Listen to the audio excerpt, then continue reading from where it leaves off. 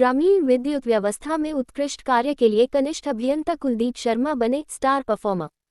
JVNL की chairman एवं managing director CMD द्वारा उपखंड बाड़ी के ग्रामीण क्षेत्र में कार्यरत कनिष्ठ अभियंता कुलदीप शर्मा को निगम हित में उत्कृष्ट कार्य करने के लिए स्टार परफॉर्मर के रूप में किया गया सम्मानित। बाड़ी न्यूज़। जयपुर विद्युत वितरण निगम लिमिटेड JVVNL की चेयरमैन एवं मैनेजिंग डायरेक्टर CMD द्वारा उपखंड बाड़ी के ग्रामीण क्षेत्र में कार्यरत कनिष्ठ अभियंता कुलदीप शर्मा को निगम हित में उत्कृष्ट कार्य करने के लिए स्टार परफॉर्मर के रूप में सम्मानित किया गया। कनिष्ठ अभियंता कुलदीप शर्मा ने अपने कार्यक्षेत्र के ग्रामीण इलाकों में विद्युत व्यवस्था को सुदृढ़ बनाने, विद्युत क्षति कम करने और राजस्व वसूली बढ़ाने के लिए उल्लेखनीय कार्य किए हैं। उनके नेतृत्व में खराब डिफेक्टिव मीटरों को दुरुस्त करवाने तथा बकाया राजस्व की वसूली को बढ़ाकर लगभग 100% तक पहुंचाने में सफलता मिली है। पिछले 2 महीनों के दौरान ग्रामीण क्षेत्रों के अंतर्गत विभिन्न GSS पर विद्युत समस्या समाधान शिविरों का आयोजन किया गया, जिनमें उपभोक्ताओं की समस्याओं का मौके पर त्वरित समाधान किया गया। इन शिविरों के माध्यम से करीब 1 करोड़ रुपये की राजस्व वसूली भी की गई, जिससे निगम को महत्वपूर्ण लाभ हुआ। इसके अलावा बकाया राशि वाले विद्युत उपभोक्ताओं के विरुद्ध नियमानुसार कार्रवाई करते हुए उनके साइट से ट्रांसफार्मर हटाने की कार्रवाई भी की गई। कुलदीप शर्मा द्वारा अपने कार्यक्षेत्र में करीब 150 बकाया ट्रांसफार्मर साइट से हटवाए गए, जिससे बकाया वसूली और विद्युत व्यवस्था में सुधार हुआ। निगम के निर्देशानुसार विभिन्न सरकारी योजनाओं और अभियानों का प्रभावी क्रियान्वयन करते हुए उत्कृष्ट कार्य करने पर डिस्कॉम अध्यक्ष महोदय ने उन्हें स्टार परफॉर्मर के रूप में सम्मानित किया। इस सम्मान पर कनिष्ठ अभियंता कुलदीप शर्मा ने अपने उच्च अधिकारियों के मार्गदर्शन और उपखंड बाड़ी की पूरी टीम के कर्मचारियों के सहयोग के प्रति आभार व्यक्त करते हुए कहा कि भविष्य में भी उपभोक्ताओं को बेहतर विद्युत सेवाएं प्रदान करने के लिए इसी तरह प्रयास जारी रहेंगे। पुलिस चौकी के सामने दुकानों में सेंध, सरसों की बोरियां व इलेक्ट्रॉनिक सामान चोरी। दीवार में सेंध लगाकर वारदात, गश्त व्यवस्था पर उठे सवाल। धौलपुर न्यूज़। जिले के मनिया थाना क्षेत्र में नेशनल हाईवे -44 पर स्थित बरैठा पुलिस चौकी के ठीक सामने चोरों ने गल्ला आढ़त और इलेक्ट्रॉनिक दुकान में सेंध लगाकर हजारों रुपये के सामान पर हाथ साफ कर दिया। चोरी की इस घटना के बाद क्षेत्र के लोगों में पुलिस की गश्त व्यवस्था को लेकर नाराजगी देखी जा रही है। जानकारी के अनुसार चोरों ने दुकानों की पीछे की दीवार में सेंध बनाकर अंदर प्रवेश किया। गल्ला आढ़त की दुकान से करीब 20 बोरी सरसों और रुपयों से भरी तिजोरी चोरी कर ले गए। बाद में तिजोरी दुकान से करीब 200 मीटर दूर एक खेत में पड़ी मिली। वहीं पास में स्थित इलेक्ट्रॉनिक दुकान से करीब 17 किलो तांबा, कूलर वाली 12 समरसेबल पंप, लगभग 20 किलो एल्यूमिनियम तार, करीब 40 किलो पुराना तांबा तार तथा अन्य सामान सहित करीब 15,000 रुपये नकद चोरी कर लिए गए। पीड़ित तेजवीर सिंह और गणेश ने बताया कि वे बरैठा पुलिस चौकी के सामने स्थित दुकानों में क्रमशः गल्ला आढ़त और इलेक्ट्रॉनिक सामान का कारोबार करते हैं। रोजाना की तरह वे शाम करीब 7 से 8 बजे दुकान बंद कर घर चले गए थे। सुबह किसी व्यक्ति ने फोन कर दुकान के पीछे दीवार टूटी होने की सूचना दी। मौके पर पहुंचकर देखा तो दुकानों से बड़ी मात्रा में सामान और नकदी गायब मिली। घटना की सूचना मिलने पर आसपास के लोग भी मौके पर एकत्रित हो गए। स्थानीय लोगों ने पुलिस की गश्त व्यवस्था पर सवाल उठाते हुए कहा कि बरैठा पुलिस चौकी के ठीक सामने दुकानों में चोरी होना सुरक्षा व्यवस्था पर बड़ा प्रश्न चिन्ह है। लोगों का कहना है कि हाईवे पर स्थित चेक पोस्ट पर पुलिस देर रात तक वाहनों की चेकिंग करती रहती है। नेशनल हाईवे होने के कारण रात भर हजारों वाहन गुजरते हैं। इसके बावजूद चौकी के सामने ही चोरी की घटना होना पुलिस की कार्यप्रणाली पर सवाल खड़े करता है। फिलहाल पुलिस ने घटना की जानकारी लेकर मामले की जांच शुरू कर दी है। तो उसको बताइए। बरैठा चौकी में मेरी दुकान है जी। शाम 7 बजे बढ़ा के गया था मैं दुकान को जी। और करीबन सुबह 7 बजे मेरे पास फ़ोन आया कि आपकी दुकान से चोरी हो चुकी है। अच्छा। तो सुबह मैं आया तो उसके बाद में दुकान पीछे से फूटी हुई थी दीवार, सामान सारा चोरी हो चुका था उसमें। दुकान कहाँ पे आपकी? बरैठा जस्ट चौकी के सामने, पुलिस चौकी के सामने। चौकी के सामने। अच्छा। और आपको सूचना मिली थी, किसके द्वारा मिली? पड़ोस में जो दुकान है बगल वाली, उसके द्वारा मिली थी। अच्छा। तकरीबन कितने रुपए का सामान चोरी हुआ होगा? करीबन होगा 70-80 हज़ार रुपये का। ठीक। क्या नाम आपका? तेजवीर सिंह। बताए। ये मेरी दुकान है। ये यहाँ से पीछे फोड़ के इसमें से तिजोरी निकाली है और सरसों भी निकाली है और तिजोरी वहाँ 2 खेत दूर ले जाके वहाँ पर तोड़ी है। उसमें पैसे भी थे तो भी, और ये पास में ही पुलिस चौकी है जैसे सामने, या 50 मीटर की दूरी पे आमने सामने ही है बिल्कुल। यहाँ से क्या क्या चोरी हुआ है? यहाँ से वो हुआ है सरसों और पीटी को निकाल के ले गए। सरसों की कितनी बोरियां होंगी इसमें दुकान में आपकी में? सरसों की बोरियां थी इसमें 100-125 बोरी थी, और इसमें अभी कोई गिनती नहीं हुई है, पर माल वहाँ से निकाल के ले गए। अच्छा, पैसे की तिजोरी कहाँ पे मिली थी? पैसे की तिजोरी मिली थी 2 खेत दूर सामने। क्या नाम आपका? लाइन के बगल। क्या नाम आपका? विनोद कुमार। पटवार संघ ने तहसीलदार को सौंपा ज्ञापन, समस्याओं के समाधान की मांग। बाड़ी न्यूज। राजस्थान पटवार संघ ने अपनी 6 सूत्रीय मांगों को लेकर बाड़ी तहसीलदार मुकेश कुमार मीणा को ज्ञापन सौंपा। जिलाध्यक्ष वीरेंद्र सिंह गुर्जर के नेतृत्व में पटवारियों ने किसान रजिस्ट्रेशन के काम का अनावश्यक दबाव, समय पर वेतन न मिलने सहित विभिन्न समस्याओं को उठाया। उन्होंने चेतावनी दी कि 2 दिन में समाधान नहीं होने पर सभी पटवारी कार्य का बहिष्कार करेंगे। संघ ने बताया कि बाड़ी तहसील में 45 सकिल के मुकाबले केवल 18 पटवारी कार्यरत हैं, जिससे एक पटवारी को 3-3 हलकों का काम संभालना पड़ रहा है। इसके बावजूद अधिकारियों द्वारा दबाव बनाया जा रहा है और फरवरी माह का वेतन भी अभी तक लंबित है। गिरदावर संघ अध्यक्ष हरविंदर सिंह ने कहा कि मार्च में वसूली कार्य लंबित होने के बावजूद किसान रजिस्ट्रेशन का अतिरिक्त दबाव डाला जा रहा है। साथ ही राजकीय अवकाश के दिन शाम के समय बैठकें बुलाने और अन्य कार्यों से पटवारी मानसिक रूप से परेशान हैं। संघ ने चेतावनी दी है कि जल्द समाधान नहीं होने पर कार्य बहिष्कार किया जाएगा।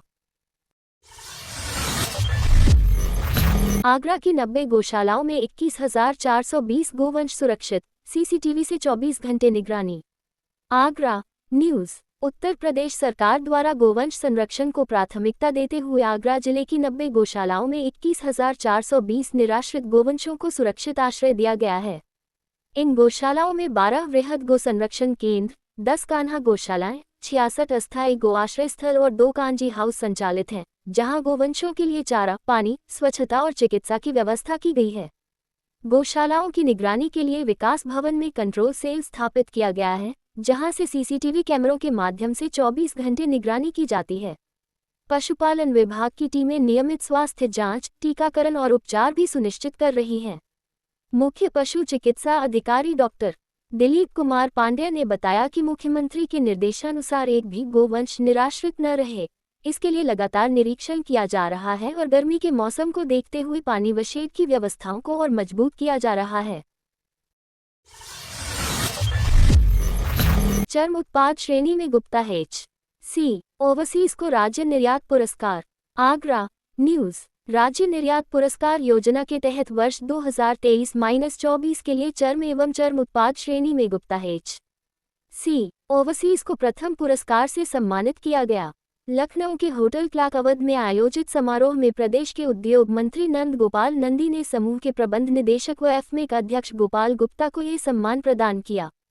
वर्ष 2024-25 के लिए इसी श्रेणी में नोवा शूज को सम्मानित किया गया, जबकि द्वितीय पुरस्कार आर.एन. बजाज ओवरसीज आगरा को मिला। वहीं मार्बल एवं पत्थर उत्पाद श्रेणी में Sharma artistic stone gallery Agra को प्रथम पुरस्कार दिया गया। समारोह में अपर मुख्य सचिव Alok Kumar, federation of Indian export organisations (FIEO) के director general doctor Ajay Sahay, FIEO Uttar Pradesh प्रमुख आलोक श्रीवास्तव सहित कई निर्यातक व उद्योग प्रतिनिधि मौजूद रहे। भरोसे का दूसरा नाम, खाकी कंचनपुर पुलिस ने बुजुर्ग को दिलाया सहारा। धौलपुर न्यूज। जिले में पुलिस न केवल अपराध नियंत्रण बल्कि आमजन की समस्याओं के समाधान में भी संवेदनशीलता के साथ काम कर रही है। पुलिस अधीक्षक विकास सांगवान के निर्देशन तथा अतिरिक्त पुलिस अधीक्षक वैभव शर्मा के मार्गदर्शन में थानों पर आने वाले फरियादियों की त्वरित सुनवाई और सहायता पर विशेष ध्यान दिया जा रहा है। इसी क्रम में थाना कंचनपुर में गांव मठ नोहरा निवासी बुजुर्ग भल्लों पुत्र रामचंद्र जाटव परेशान हालत में पहुंचे। उन्होंने थानाधिकारी रामकिशन यादव को बताया कि पत्नी के निधन के बाद उनकी 3 बीघा जमीन को लेकर भतीजे और अन्य परिजन उन्हें प्रताड़ित कर रहे हैं। मामले की गंभीरता को देखते हुए थानाधिकारी ने बुजुर्ग को आश्वस्त करते हुए पुलिस वाहन से सुरक्षित उनके गांव भिजवाया। पुलिस टीम जब मौके पर पहुंची तो आरोपी परिजन घर पर नहीं मिले, लेकिन नाबालिग परिजनों को समझाइश दी गई और एक व्यक्ति के खिलाफ इंसदादी कार्रवाई की गई। पुलिस की त्वरित कार्रवाई के बाद बुजुर्ग अब अपने घर पर सम्मानपूर्वक और सुरक्षित जीवन बिता रहे हैं। ये घटना एक बार फिर साबित करती है कि आमजन के लिए खाकी वास्तव में भरोसे का दूसरा नाम है। धौलपुर में कल मनाया जाएगा भगवान आदिनाथ जन्म कल्याणक महोत्सव। स्वर्ण रथ पर निकलेगी भव्य शोभायात्रा। धौलपुर न्यूज। प्रथम तीर्थंकर भगवान आदिनाथ प्रभु का जन्म कल्याणक महोत्सव गुरुवार 12 मार्च को धौलपुर में श्रद्धा और उल्लास के साथ मनाया जाएगा। इस अवसर पर सकल जैन समाज द्वारा विभिन्न धार्मिक कार्यक्रमों का आयोजन किया जाएगा। जैन समाज अध्यक्ष धनेश जैन ने बताया कि कार्यक्रम की शुरुआत सुबह 6:30 बजे श्री आदिनाथ दिगंबर जैन मंदिर में मूलनायक भगवान आदिनाथ के स्वर्ण कलशों से अभिषेक के साथ होगी।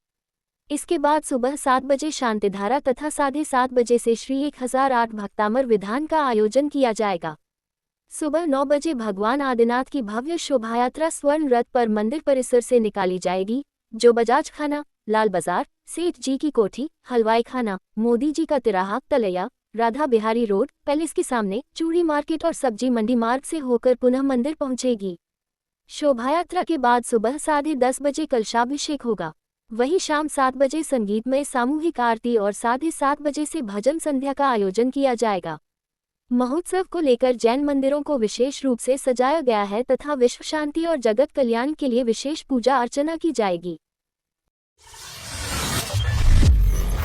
सरसों की कटाई कर लौट रही महिलाओं से भरी ट्रैक्टर ट्रॉली पलटी, 7 घायल। धौलपुर न्यूज। जिले के कोतवाली थाना क्षेत्र में बुधवार सुबह एक बड़ा हादसा हो गया, जब मजदूरी कर लौट रही महिलाओं से भरी ट्रैक्टर ट्रॉली भूराखेड़ा गांव के पास अनियंत्रित होकर पलट गई। हादसे में ट्रॉली में सवार 7 महिलाएं घायल हो गईं। जानकारी के अनुसार ट्रैक्टर ट्रॉली में करीब 10 लोग सवार थे, जो सरसों की कटाई का काम करने के बाद अपने गांव मसूदपुर लौट रहे थे। इसी दौरान भूराखेड़ा के पास अचानक ट्रैक्टर ट्रॉली का संतुलन बिगड़ गया और वह पलट गई, जिससे ट्रॉली में बैठी महिलाएं घायल हो गईं। सूचना मिलते ही कोतवाली थाना पुलिस मौके पर पहुंची और सभी घायलों को तुरंत जिला अस्पताल पहुंचाया, जहां उनका उपचार जारी है। घायलों की पहचान कृष्णा पत्नी देवचंद, प्रेमवती पत्नी प्रताप सिंह, विमला पत्नी वीरी सिंह, रूपवती पत्नी सरोज, ममता पत्नी धर्म सिंह, रश्मि पत्नी राजेश और रामा पत्नी हुतम सिंह निवासी मसूदपुर के रूप में हुई है। पुलिस हादसे के कारणों की जांच में जुटी हुई है। बाल विवाह मुक्त भारत अभियान के तहत 1 दिवसीय कार्यशाला आयोजित। धौलपुर न्यूज। बाल विवाह मुक्त भारत अभियान के अंतर्गत जन जीवन कल्याण संस्था द्वारा बुधवार को पंचायत समिति के मीटिंग हॉल में बाल विवाह उन्मूलन विषय पर 1 दिवसीय कार्यशाला का आयोजन किया गया। कार्यक्रम सीडीपीओ की अध्यक्षता में आयोजित हुआ, जिसका उद्देश्य बाल विवाह के दुष्परिणामों, कानूनी प्रावधानों और रोकथाम के उपायों के प्रति जागरूकता बढ़ाना था। कार्यशाला में ब्लॉक की आंगनवाड़ी कार्यकर्ता, लेडी सुपरवाइजर, जन जीवन कल्याण संस्था की programme manager Kumkum Sharma, district coordinator Arafat association for voluntary action तथा माइक्रोसेव कंसल्टिंग के गौरव द्विवेदी सहित कई प्रतिभागियों ने भाग लिया। वक्ताओं ने बाल विवाह के सामाजिक, स्वास्थ्य और शैक्षिकी दुष्परिणामों पर जानकारी देते हुए इसे बच्चों के अधिकारों का उल्लंघन बताया तथा बाल विवाह निषेध अधिनियम के कानूनी प्रावधानों से अवगत कराया। साथ ही संपूर्णता अभियान 2.0 और विभिन्न सरकारी योजनाओं की जानकारी भी दी गई। कार्यक्रम के अंत में प्रतिभागियों ने बाल विवाह रोकने और समाज में जागरूकता फैलाने का संकल्प लिया। राष्ट्रीय लोक अदालत की तैयारियों को लेकर बैठक आयोजित। राजाखेड़ा न्यूज। तालुका विधिक सेवा समिति राजाखेड़ा के अध्यक्ष एवं सिविल न्यायाधीश व न्यायिक मजिस्ट्रेट आकाश शर्मा की अध्यक्षता में न्यायालय परिसर में राष्ट्रीय लोक अदालत के सफल आयोजन को लेकर बैठक आयोजित की गई। बैठक में न्यायालय में लंबित राजस्व मामलों को आगामी राष्ट्रीय लोक अदालत में चिन्हित कर अधिकाधिक निस्तारण करने पर चर्चा की गई। साथ ही बैंक और बिजली विभाग से जुड़े प्री लिटिगेशन मामलों को भी चिन्हित कर उनका ज्यादा से ज्यादा समाधान कराने पर विचार किया गया। इस अवसर पर उपखंड अधिकारी सुशीला मीना, तहसीलदार दीप्ति देव, बिजली विभाग के कनिष्ठ अभियंता मयंक मिश्रा, विशाल जायसवाल सहित विभिन्न बैंकों के अधिकारी मौजूद रहे। माता रहना वाली माता मंदिर मेले की नीलामी का ठेका तय।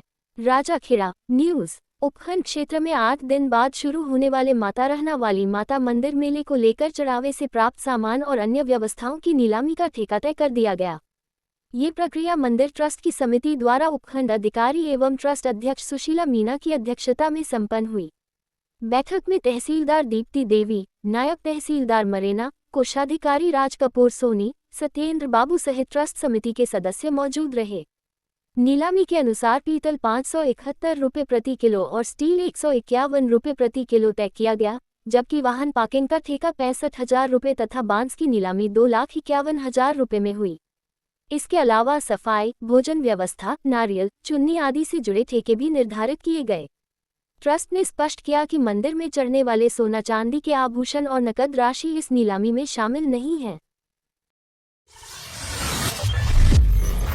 बाड़ी में 2 नाबालिग लड़कियों की शादी रुकवाए, माता पिता को किया पाबंद। बाड़ी न्यूज़। कोतवाली थाना क्षेत्र में पुलिस ने समय रहते कार्रवाई करते हुए 2 नाबालिग लड़कियों की शादी रुकवा दी। जिला कंट्रोल रूम से मिली सूचना के बाद पुलिस टीम मौके पर पहुंची और जांच के बाद दोनों के नाबालिग होने की पुष्टि होने पर विवाह रुकवा दिया। कोतवाली थाने के एसआई हरवीर सिंह के नेतृत्व में पुलिस टीम ने मौके पर पहुंचकर बेटियों के माता पिता से शिक्षा और जन्म से संबंधित दस्तावेजों की जांच की, जिसमें दोनों की उम्र 18 वर्ष से कम पाई गई। इसके बाद पुलिस ने विवाह पंडाल हटवाते हुए माता पिता को बेटियों के बालिग होने तक शादी नहीं करने के लिए पाबंद किया। प्रशासन और पुलिस द्वारा शादी के मौसम में बाल विवाह रोकने के लिए लगातार निगरानी रखी जा रही है। कैला देवी मेला की तैयारियों को लेकर कैला देवी मंदिर ट्रस्ट प्रशासन ने प्रेस वार्ता आयोजित कर दी व्यवस्थाओं की जानकारी। करौली न्यूज़। कैला देवी मेला की तैयारियों को लेकर कैला देवी मंदिर ट्रस्ट प्रशासन ने प्रेस वार्ता आयोजित कर व्यवस्थाओं की जानकारी दी। ट्रस्ट पदाधिकारी संतोष सिंह भदौरिया और किशन पाल सिंह ने बताया कि 16 मार्च से शुरू होने वाले मेले की तैयारियां पूरी कर ली गई हैं। मेले के दौरान श्रद्धालु सुबह 4 बजे से रात 9 बजे तक माता के दर्शन कर सकेंगे। भीड़ अधिक होने पर दर्शन का समय 1 घंटे बढ़ाया जा सकता है। श्रद्धालुओं के लिए धर्मशालाओं में निःशुल्क ठहरने, जगह जगह भंडारे, पेयजल और पंखों की व्यवस्था की गई है। मंदिर परिसर में इस बार पॉलीथीन और प्लास्टिक पूरी तरह प्रतिबंधित रहेगा। मंदिर परिसर में श्रद्धालुओं की संख्या की निगरानी के लिए हेड काउंटिंग सिस्टम लगाया जाएगा तथा सुरक्षा के लिए करीब 350 सीसीटीवी कैमरे लगाए गए हैं। प्रसाद वितरण के लिए 60 से अधिक काउंटर बनाए गए हैं। श्रद्धालुओं की सुविधा के लिए निःशुल्क मेडिकल सेवाएं, एम्बुलेंस, विश्राम स्थल पर स्तनपान केंद्र और परिक्रमा मार्ग की टाइल्स पर हीट प्रूफ पेंट कराया गया है, ताकि नंगे पैर चलने वाले भक्तों को गर्मी से राहत मिल सके। पार्किंग से मंदिर तक श्रद्धालुओं को लाने के लिए गोल्फ कार्ट और ई रिक्शा की भी व्यवस्था की गई। मेले में भक्तों की संख्या अधिक होती है, इसलिए परम सम्मानीय दरबार साहब की तरफ से हम लोगों को ये आदेश रहता है कि इस दौरान मंदिर में दर्शन आधे घंटे के लिए और बढ़ा दिया जाए। इसलिए मंदिर में दर्शनों का समय रात में 9 बजे तक हो जाता है। ये मेले के लिए ही केवल दोपहर में राजभोग आरती के बाद 1 घंटे का पटमंगल रहता है, इसमें कोई बदलाव होगा? जो हमारे यहाँ और भी माता जी के विश्राम का समय होता है 12 बजे से 1 बजे अन्य दिनों में, लेकिन मेले के दिनों में चूँकि भक्तों की संख्या बहुत अधिक रहती है, इसलिए ये विश्राम का समय केवल 5 मिनट के लिए किया जाता है। केवल मंदिर लगातार सुबह 4 बजे से लेकर के और रात में 9 बजे तक खुला रहता है, इसलिए केवल 2 बार मंदिर 5-5 मिनट के लिए बंद होता है, लगातार खुला है। एक भी और है जैसे निकासी और प्रवेश की व्यवस्था अलग अलग है, लेकिन ज़्यादातर देखा जाता है कि जब प्रवेश करते हैं तो वहाँ से पंजाब नेशनल बैंक की राजाखेड़ा शाखा के एटीएम पर एक युवक के साथ धोखाधड़ी का आया मामला सामने। राजाखेड़ा न्यूज़। पंजाब नेशनल बैंक की राजाखेड़ा शाखा के एटीएम पर एक युवक के साथ धोखाधड़ी का मामला सामने आया है। बदमाशों ने एटीएम कार्ड बदलकर खाते से 80,000 रुपये निकाल लिए।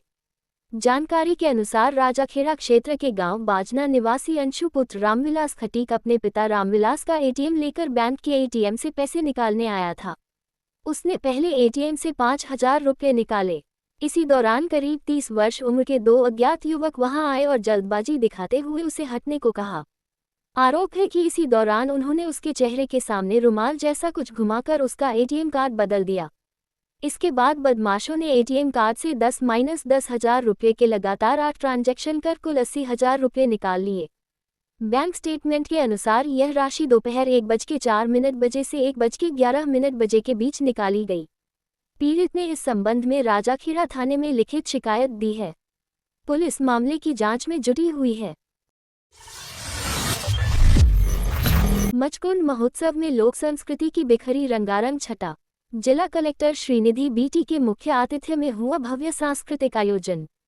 धौलपुर न्यूज पंच गौरव। धौलपुर कार्यक्रम के अंतर्गत आयोजित मचकुंड महोत्सव के तहत मंगलवार सायं मचकुंड परिसर में भव्य सांस्कृतिक कार्यक्रम का आयोजन किया गया। कार्यक्रम के मुख्य अतिथि जिला कलेक्टर श्रीनिधि बीटी रहे। कार्यक्रम में क्षेत्र की समृद्ध लोक परंपराओं, लोक नृत्य और लोक संगीत की मनमोहक प्रस्तुतियों ने उपस्थित जनसमूह को मंत्रमुग्ध कर दिया। कार्यक्रम की शुरुआत अतिथियों के आगमन एवं स्वागत के साथ हुई। सांस्कृतिक संध्या की शुरुआत मोती खान बाड़मेर द्वारा प्रस्तुत गणेश वंदना से हुई।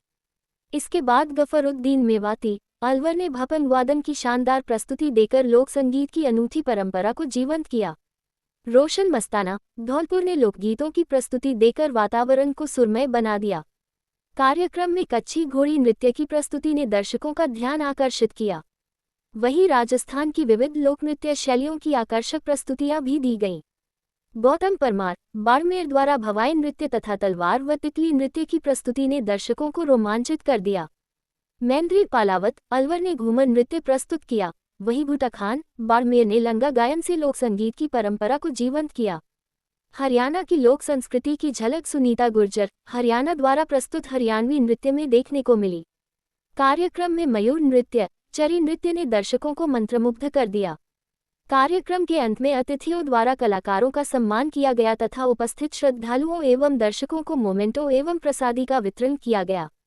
इस दौरान स्थायी लोक अदालत न्यायाधीश सुरेश भट्ट, मुख्य कार्यकारी अधिकारी जिला परिषद एन सोमनाथ, अतिरिक्त जिला कलेक्टर हरिराम मीना, कोषाधिकारी सतीश बैसला, उपखंड अधिकारी करमवीर सिंह सहित बड़ी संख्या में आमजन उपस्थित रहे। हीटवेव से निपटने के लिए स्वास्थ्य विभाग सतर्क, आवश्यक तैयारियों के निर्देश। धौलपुर न्यूज जिले में बढ़ती गर्मी और संभावित लू हीटवेव की स्थिति को देखते हुए राज्य स्तर से सभी चिकित्सा संस्थानों को सतर्क रहने के निर्देश जारी किए हैं। मुख्य चिकित्सा एवं स्वास्थ्य अधिकारी डॉक्टर धर्म सिंह मीना ने बताया कि राजस्थान को देश के हीटवेव से अत्यधिक प्रभावित संवेदनशील राज्यों में चिन्हित किया गया है। ऐसे में लू से होने वाली बीमारियों और मृत्यु दर को कम करने के लिए प्रभावी तैयारियां जरूरी हैं। उन्होंने बताया कि हीटवेव एक्शन प्लान के तहत सभी चिकित्सा संस्थानों में आवश्यक दवाइयों जैसे ORS, IV फ्लू सहित अन्य संसाधनों की पर्याप्त उपलब्धता सुनिश्चित करने के निर्देश दिए गए हैं। साथ ही लू से संबंधित रोगों के उपचार के लिए चिकित्सा स्टाफ को आवश्यक प्रशिक्षण और दिशा निर्देश प्रदान करने को कहा गया है। Deputy CMHO doctor Chetram Meena ने बताया कि हीटवेव से संबंधित मामलों की नियमित मॉनिटरिंग की जाएगी तथा IDSP हीटवेव पोर्टल पर समयबद्ध और दैनिक रिपोर्टिंग सुनिश्चित करनी होगी। इसके अलावा जिला प्रशासन और अन्य संबंधित विभागों के साथ समन्वय स्थापित कर आवश्यक कार्यवाही करने के निर्देश भी दिए गए हैं। सभी संबंधित चिकित्सा अधिकारियों को निर्देशित किया है कि ग्रीष्म ऋतु के दौरान हीटवेव प्रबंधन से जुड़ी सभी गतिविधियां प्रभावी रूप से संचालित की जाएं, ताकि आमजन को गर्मी से होने वाले दुष्प्रभावों से बचाया जा सके।